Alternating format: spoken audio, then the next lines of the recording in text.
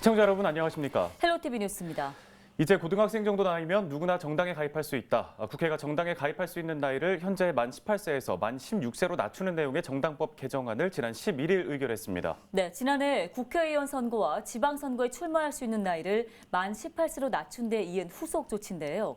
총선이나 지방선거에서 공천을 받기 위해선 그 이전에 당원에 가입을 해야 하기 때문입니다. 물론 이를 두고는 여러 말들이 나옵니다. 이제는 교실에서도 정치 싸움이 벌어지는 것 아니냐는 걱정과 또 청소년에게 정치 참여 기회를 주는 건 당연하다는 목소리가 교차하는 건데요. 네, 미국이나 유럽 등 다른 나라의 사례를 보면요. 법적으로 정당 가입 연령을 제한하는 곳은 거의 없다고 합니다. 올해 대통령 선거와 지방선거 등이 잇따라 치러지게 되는데요. 정당 가입 연령을 낮춘 조치, 과연 국민들의 관심과 참여를 높일 수 있을지 지켜봐야겠습니다. 헬로티비 뉴스 시작하겠습니다.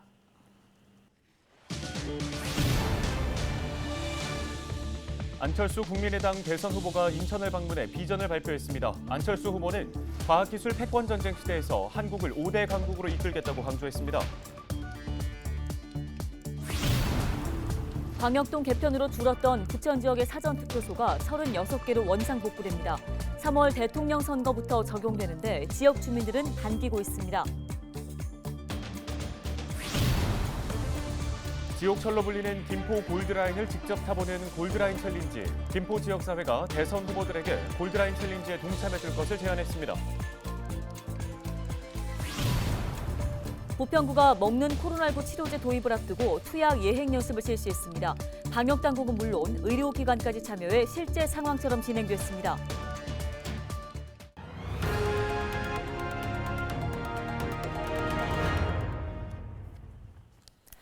첫 소식입니다. 10일 0시 기준 인천 지역의 코로나19 확진자 수는 전일 대비 262명 증가했습니다. 인천 지역의 코로나19 신규 확진자 수는 100명대로 접어든 지 사흘 만에 200명대로 늘어났는데요. 코로나19 관련 사망자도 발생했습니다. 서구의 요양병원 관련 확진자 1명 등 입원 치료를 받던 4명이 사망했습니다. 코로나19 관련 인천 지역의 누적 사망자 수는 312명입니다. 12일 0시 기준 경기 지역의 코로나19 확진자 수는 전일 대비 1,629명 늘어났습니다. 부천 지역 신규 확진자 73명, 김포 지역 신규 확진자는 48명입니다. 대선 후보들이 인천을 방문해 각자의 비전을 발표하고 있습니다. 세 번째 순서로 국민의당 안철수 대선 후보가 인천을 찾았는데요. 네, 안 후보는 과학기술 패권 전쟁 시대에서 한국을 5대 강국으로 이끌겠다고 강조했습니다. 특히 바이오 산업을 집중 육성 중인 인천은 이런 계획에 중심적인 역할을 할 것이라고 덧붙였습니다. 이재필 기자가 전해드립니다. 인천을 방문해 비전을 발표한 안철수 국민의당 대선 후보. 그는 과학기술 패권 전쟁 속에서 과학기술의 발전만이 한국의 미래라고 강조했습니다. 여기에 이 분야 전문가임을 자처하며 정부 조직 개편과 규제 철폐 등을 통해 한국을 세계 5대 강국으로 이끌겠다고 덧붙였습니다. 특히 송도 바이오 혁신 클러스터 조성에 공감하며 적극 돕겠다고 밝혔습니다. 저는 백신 주권 국가가 되는 것이 우리나라를 경제 5대 강국으로 만들 수 있는 중요 산업이라고 생각합니다. 이 송도 바이오 혁신 클러스터 정말로 관심이 많습니다. 안철수 후보는 지역의 핵심 이슈 중 하나인 경인선 및 경인 고속도로 지하화도 공약했습니다. 특히 단절된 지역을 이어 원도심 활성화를 이끌어야 한다는 지역의 요청에 공감한다며 사업을 국비로 진행하겠다고 강조했습니다. 많은 사람들과 물류들이 들어오는 우리나라의 관문 도시인데 여기가 반으로 나누어져 발전을 하지 못한다는 것은 우리나라 발전을 가로막는 것이다. 저는 그렇게 생각하고 정부에서 적극적으로 법도 만들고 그리고 또 재원도 조달해야만 한다. 안철수 후보는 수도권 매립지 종료에 대해서도 찬성했습니다. 그는 수도권 매립지 갈등은 인천 홀대론의 증거라며 쓰레기 발생지 처리 원칙의 기준을 명확히 하겠다고 밝혔습니다. 수도권 매립지 대체지 확보 그리고 더 중장기적으로는 이런 폐기물 발생지 처리 원칙을 하나의 중요한 그런 원칙으로 삼아서 한편 안철수 후보는 대선 완주를 강조하며 오는 지방선거에서도 인천을 포함한 모든 지역에 후보를 내겠다고 밝혔습니다. 헬로티비 뉴스 이재필입니다. 대선 후보들의 인천 지역 비전 발표가 이어지고 있습니다. 오는 14일 마지막으로 심상정 정의당 대선 후보도 인천을 찾습니다. 네, 심상정 후보의 비전 발표도 시청자 여러분들께 자세히 전해드리도록 하겠습니다. 자, 올해는 대선뿐만 아니라 지방 선거도 앞두고 있는데요. 네, 지난 총선에서 축소됐던 부천의 사전투표소가 다시 제자리를 찾게 됐습니다. 관련 소식 이정화 기자가 전해드립니다. 부천 지역 사전투표소가 36개로 원상복구됩니다. 공직선거법 일부 개정안이 지난 11일 국회 본회의를 통과했습니다. 개정안에는 행정구역 개편으로 읍면동 수가 줄어든 경우 종전 관할구역을 기준으로 사전투표소를 설치해 운영할 수 있는 내용이 담겼습니다. 이로써 오는 3월 대통령 선거부터 지역 내 사전투표소가 늘어나게 됐습니다. 통폐 앞 2년 만의 일입니다. 선거 준비에 돌입한 선관위도 바빠졌습니다. 사전투표는 그냥 하는 게 아니고 통신을 이용해서 선거를 하거든요. 그래서 유무선 통신망 설치하고 사전투표소 장소 36개는 이미 확보를 했습니다. 그래서 확보된 사전투표소에서 시험 운영도 하고 선거가 잘 될 수 있도록.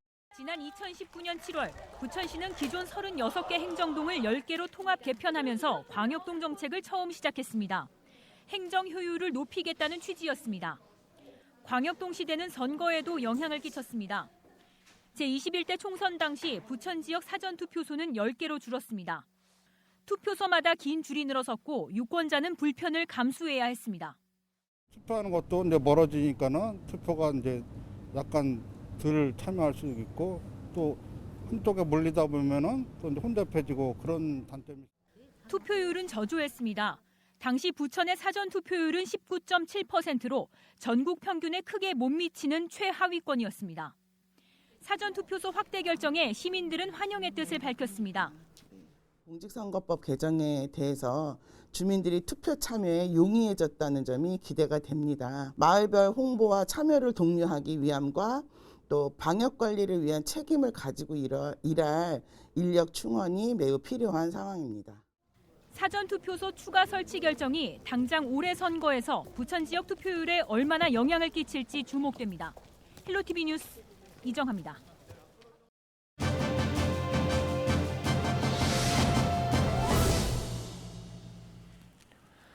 인천시 교육청 공식 유튜브 채널 인천교육TV의 구독자가 2만 명을 넘어서면서 인기를 끌고 있습니다. 네, 신영진 인천시 교육청 소통협력 담당관을 전화 연결해서 관련 이야기 나눠보겠습니다.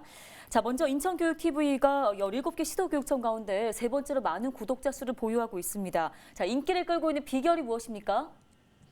예. 코로나19 상황 속에서 유튜브 채널을 통한 입시와 교육 정보, 학교 소개 프로그램 등 다양한 정보가 담긴 콘텐츠를 제작해서 홍보했기 때문이라고 생각합니다.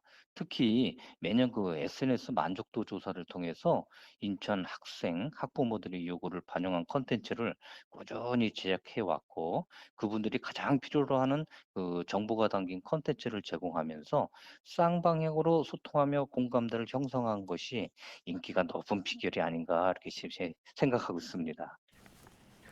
네, 대표적인 콘텐츠도 소개를 좀 해주시죠.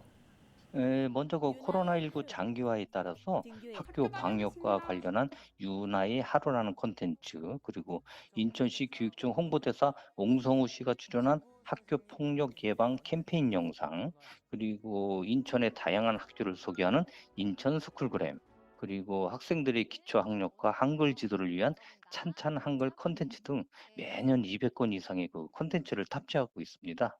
이러한 콘텐츠들이 조회수도 잘 나오고 인기가 많은 편입니다.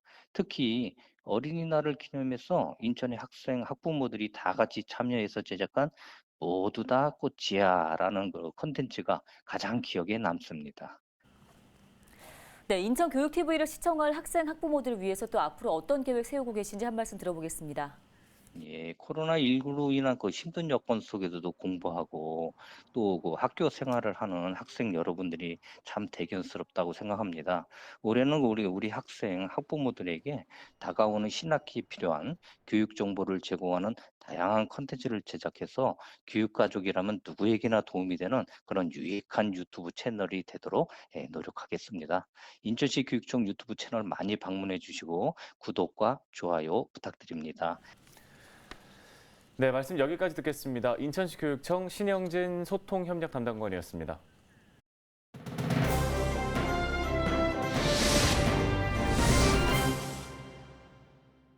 다음은 키워드 뉴스입니다. 오늘의 첫 번째 키워드 보겠습니다. 골드라인 타복인데요. 한 김포 시민이 시작한 골드라인 타복이 기억하시는지요?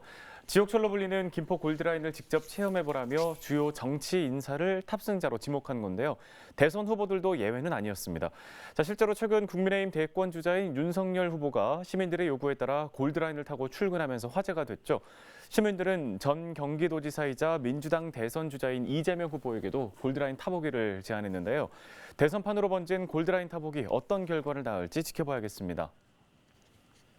네, 이번 키워드는 먹는 치료제입니다. 먹는 코로나19 치료제 사용을 앞두고 있죠. 부평구가 먹는 코로나19 치료제 도입을 앞두고 투약 예행 연습을 실시했는데요.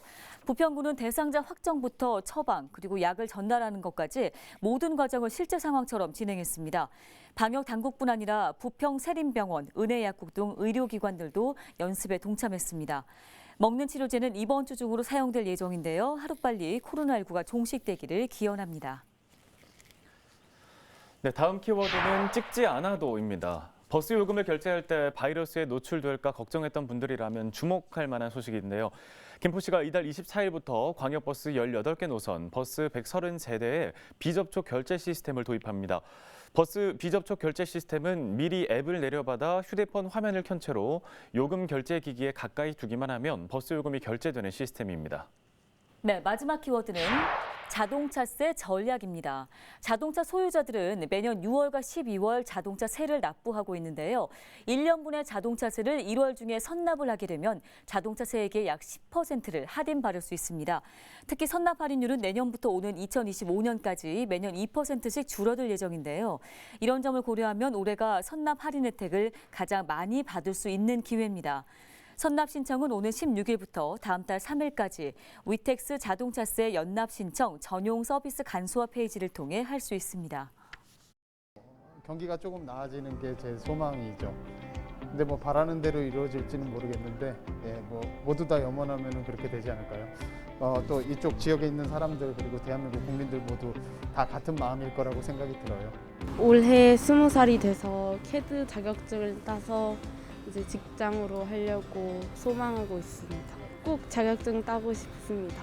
작년도 코로나 때문에 뭐 가게 유지하는데 상당히 힘들긴 했는데 뭐 저희만 힘든 거 아니고 다 힘든 상황이니까 올해는 좀 잘 해결돼서 자영업자분들 다 작년보다는 조금 더 나아졌으면 좋겠습니다. 올해 고등학교 1학년인데 올해는 공부 열심히 하고 코로나가 빨리 끝났으면 좋겠어요. 올해는 꼭 코로나가 없어져가지고 대한민국 사람들이 다 행복하게 사줬으면 바람이 있습니다. 개인적으로는 올해도 건강하게 한 해 잘 맞춰서 행복하게 남은 2년 살아갔으면 좋겠습니다. 올해는 코로나 없이 즐거운 대학 생활 하고 그리고 이제 카투사 준비하고 있는데 올해 꼭 붙어서 내년에 카투사 갔으면 좋겠습니다. 인천시가 공공재산 임차인들의 경제적 부담을 덜어주기 위해 지난 2020년과 지난해에 이어 올해도 임대료 감면 혜택을 유지합니다. 임대료의 50에서 80%를 감면해 주는 건데요.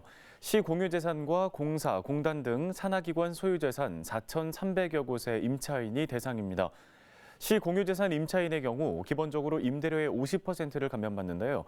우선 올해 6월 30일까지 임대료를 감면한 후 코로나19 추이에 따라 연장 여부를 검토할 계획입니다. 시 산하기관 소유재산의 임차인은 올해 12월 31일까지 임대료의 50%를 감면받습니다.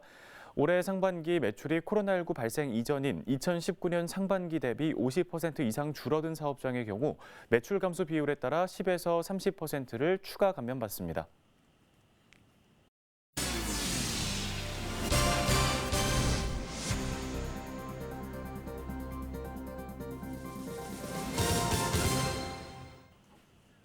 오늘 저희가 준비한 소식은 여기까지입니다. 네, 시청해주신 여러분 고맙습니다.